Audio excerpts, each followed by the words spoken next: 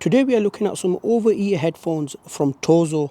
These are the TOZO HA1 Wireless headphones. As always, link in the description box below if you want to pick these up. Before I get on with the review, I should also mention I am not an audiophile. I am just giving you my basic review of my experience with the headphones. If you find the video useful, please leave a like and please subscribe to watch more reviews. Just to point out, the ones I have are in black. You can also get these in other colours as well. Inside the box, quick start guide, user manual, Type-C charge cable, aux cable if you want to use the headphones wired. The headphones have good build quality.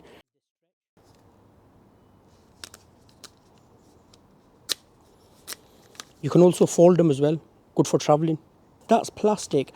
The inner part, the ear cups and the top headband are leather. They're well padded as well, so you won't get any ear pain wearing these for a long time. At the top, the headband has decent amount of padding as well, so if you have little to no hair, it won't bother you. The headphones have a lot of stretch. They'll fit any head, these, even if you have the head the size of Big Show. These headphones have 40mm drivers. They have Bluetooth 5.4.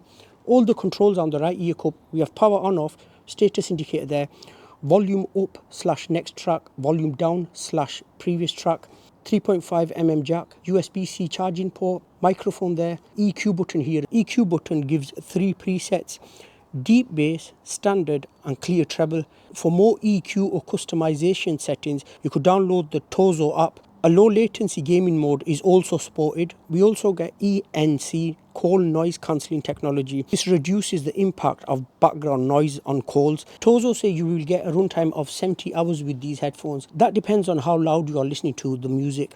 Okay, let's talk about my overall experience. Let's talk about Bluetooth first. As these have Bluetooth 5.4, they connect really fast.